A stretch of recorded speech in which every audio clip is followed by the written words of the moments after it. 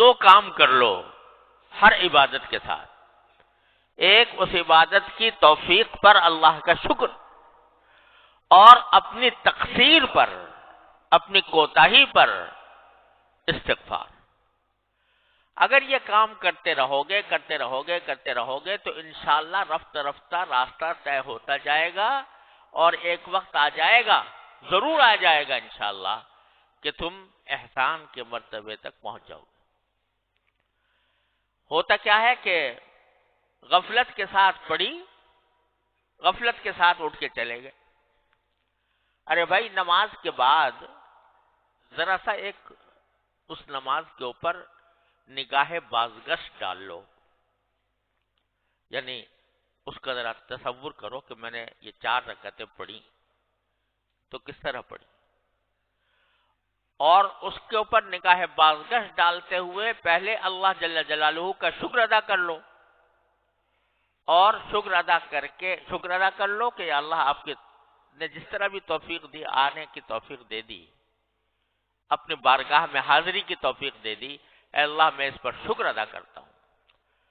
اور اے اللہ میں آنے کے بعد آپ کے دربار کا جو حق تھا وہ تو کہاں ادا ہوتا، جو کم سے کم مطالبہ ہونا چاہیے تھا وہ بھی مجھ سے پورا نہ ہو سکا. دیکھو خشوع کا اعلیٰ مقام تو وہ ہے جو حدیث میں فرمایا گیا کہ ان تعبد اللہ کأنک تراہ. اللہ تبارک و تعالیٰ کی عبادت اس طرح کرو جیسے کہ اللہ کو دیکھ رہے ہو، اور اگر نہیں دیکھ رہے تو کم از کم وہ یہ خیال کر لو کہ وہ تمہیں دیکھ رہا ہے. اعلیٰ مقام تو یہ ہے کہ پوری نماز میں اول سے لے کر آخر تک بندہ اللہ تبارک و تعالیٰ کی طرف متوجہ رہے اور یہ سمجھے کہ میں اللہ کو دیکھ رہا ہوں یا اللہ مجھے دیکھ رہا ہے. لیکن ادنا درجہ کیا ہے؟ ادنا درجہ یہ ہے کہ کم از کم جو الفاظ تم زبان سے نکال رہے ہو دھیان ان الفاظ کی طرف ہو. جب الحمدللہ کہا، الحمدللہ رب العالمین کہا، تو دھیان ان الفاظ کی طرف ہو. میں نے یعنی پتا ہو کہ میں الحمدللہ رب العالمین کہہ رہا ہوں، الرحمن الرحیم کہہ رہا ہوں. اور اس میں حدیث میں آتا ہے کہ نبی کریم صلی اللہ علیہ وسلم نے فرمایا کہ جب بندہ الحمدللہ رب العالمین کہتا ہے تو اللہ تبارک و تعالی جواب دیتے ہیں حمیدنی عبدی، میرے بندے نے میری تعریف کی. جب الرحمن الرحیم کہتا ہے تو اللہ تعالیٰ جواب دیتے ہیں کہ اثنا علی عبدی، میرے بندے نے میری ثنا کی. جب مالک یوم الدین کہتا ہے تو کیا فرماتے ہیں؟ مجدنی عبدی، میرے بندے نے میری بزرگی بیان کی.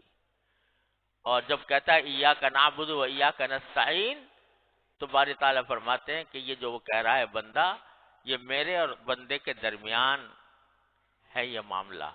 وہ میری عبادت کرتا ہے، میں اس کی مدد کرتا ہوں. ایاک نعبد و ایاک نستعین. تو آدمی کم از کم اتنا جو ادنا خشوع کا درجہ ہے وہ کیا ہے کہ جو الفاظ زبان سے نکال رہا ہے انسان، ان الفاظ کی طرف دھیان ہو. میں نکال رہا ہوں، یہ نہ ہو کہ بس مشین چل پڑی اور آخر میں جا کے بس سلام پھیر دیا، بلکہ دھیان ان کی طرف ہو، الفاظ کی طرف ہو. یہ ادنا درجہ ہے. اور جہاں ذہن بھٹک جائے، خیالات آنے لگے، پھر دوبارہ انہی الفاظ کی طرف آ جائے. یہ ادنا درجہ ہے خشوع کا. اس کی کوشش تو بندے کو ہمیشہ کرتے ہی رہنا چاہیے، ساری زندگی کرتا رہے. تو یہ کوشش ادنا درجے کا خشوع ہے، یہ بھی حاصل نہیں ہوتا. تو اللہ آپ نے تو کرم فرمایا تھا کہ ہمیں توفیق دی تھی کہ آپ کے دربار میں حاضر ہوئے، لیکن ہم نے اپنی طرف سے جو ہمارے کرنے کا کام تھا وہ ہم سے نہ ہو سکا. تو اللہ ہم اس پر استغفار کرتے ہیں. اسی لیے سنت ہے نبی کریم صلی اللہ علیہ وسلم کی کہ نماز ختم ہونے کے بعد فرماتے کہ استغفر اللہ استغفر اللہ استغفر اللہ 3 بار. استغفر اللہ فرماتے تھے. ابھی تو نماز پڑھی، نماز کوئی گناہ تو کام نہیں ہے، استغفار تو گناہ کے کام پر کیا جاتا ہے، لیکن رسول کریم صلی اللہ علیہ وسلم نماز کے بعد استغفر اللہ فرماتے تھے. کیوں؟ کہ اللہ توفیق تو آپ نے عطا فرمائی، لیکن میں آپ کی عبادت کا حق ادا کر نہیں سکا، میرا دل و دماغ ادھر بھٹکتا رہا.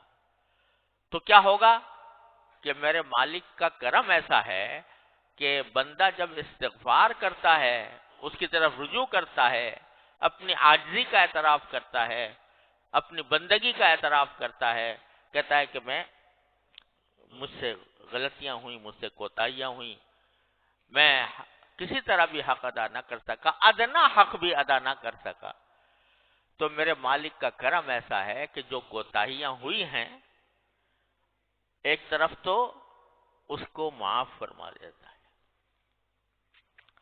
اس کو معاف فرما دیتا ہے. میرا بندہ ہے، کمزور ہے، اور اس کے اندر وہ صلاحیت نہیں ہے جو ہونی چاہیے، تو اس واسطے یہ مجھ سے رجوع کر کے اپنی ناتوانی، اپنی کمزوری کا اعتراف کر رہا ہے، اپنی تقصیر کا اعتراف کرتا ہے، تو میں اس کو معاف کر دیتا ہوں.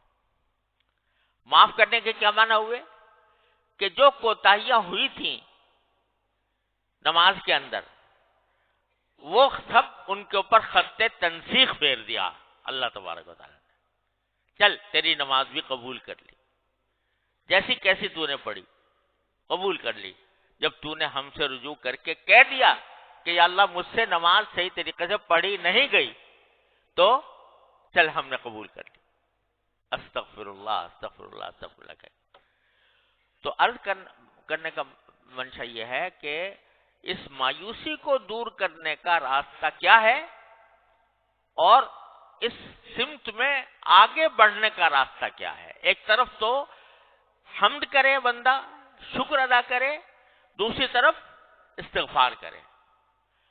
شکر اس کی توفیق پر، استغفار اپنی کوتاہی پر.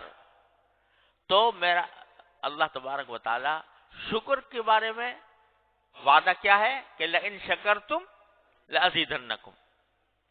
یہ وعدہ ہے کہ نہیں؟ کس کا وعدہ؟ ان اللہ لا یخلف المیعاد. تو جب تم شکر کرو گے تو اور دوں گا. یعنی تم نے اس پر شکر ادا کر لیا کہ میں نے نماز آ کر ادا کی ہے، اے اللہ آپ کی توفیق سے اس پر شکر ادا کر لیا، تو اور توفیق دوں گا، اور توفیق دوں گا. اور یہی وجہ ہے کہ جب بندہ نماز مثلاً پڑھنا شروع کیا، پہلے تو نماز سے بھاگتے تھے بچپن میں، جب اللہ تعالیٰ نے پڑھنے کی توفیق دی، پڑھتا رہا، تو کیا ہو گیا؟ اب نماز کے بغیر چین نہیں آتا. آتا ہے کسی نمازی کو نماز کا وقت آ جائے اور گزرنے لگے نماز کا وقت، چین آئے گا؟ کسی نمازی کو چین نہیں آئے گا.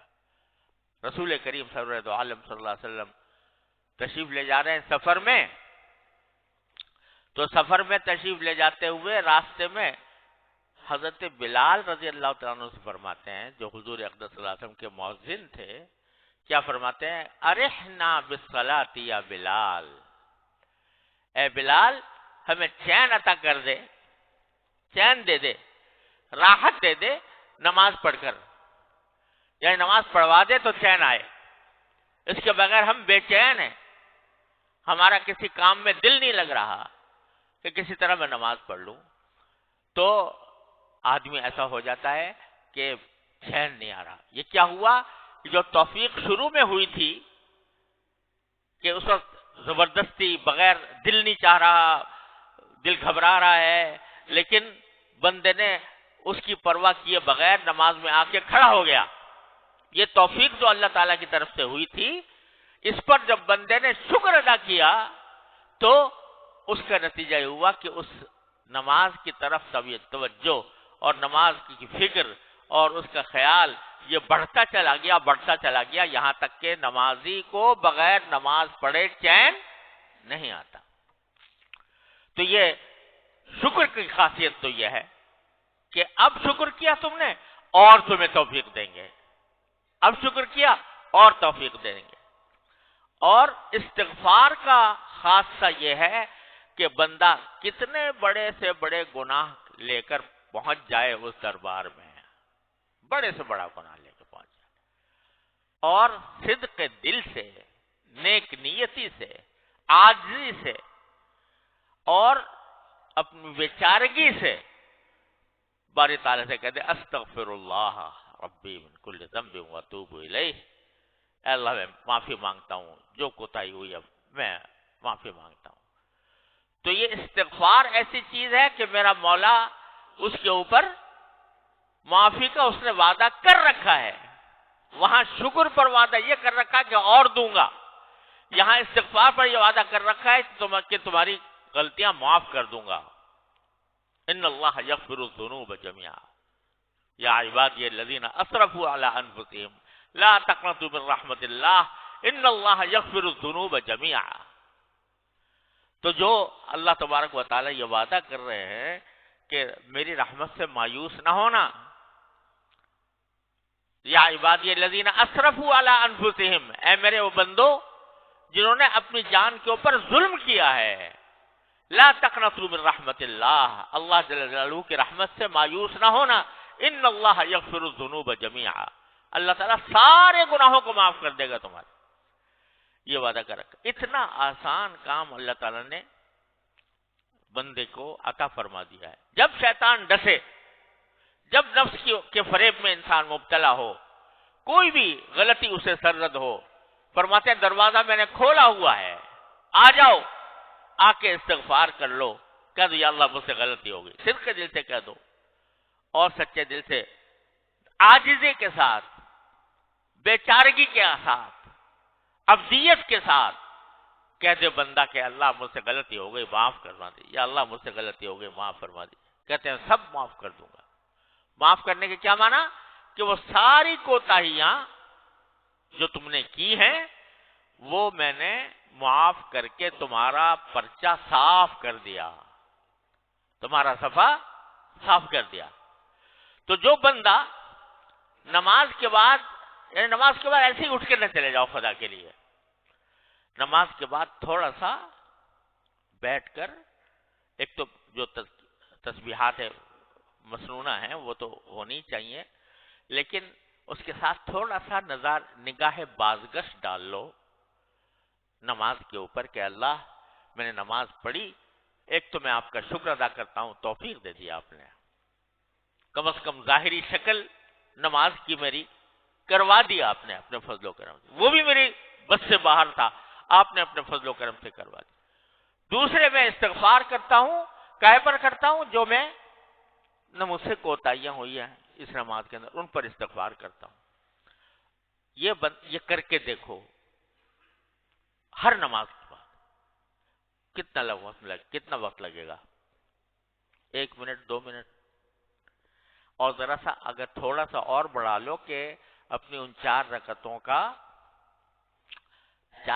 کا جائزہ لے کے دیکھو، میں نے تکبیر تحریمہ ٹھیک سے ادا کی تھی، میں نے سورہ فاتحہ ٹھیک سے پڑھی تھی، میں نے رکوع صحیح طریقے سے کیا تھا، میں قیام صحیح طریقے سے کیا تھا، میں نے سجدہ صحیح طریقے سے کیا تھا، اور ساتھ میں یہ کہ میرا دھیان کہاں تھا، میرا دل کہاں تھا، دماغ کہاں تھا، اس کا ذرا سا جائزہ لے لو۔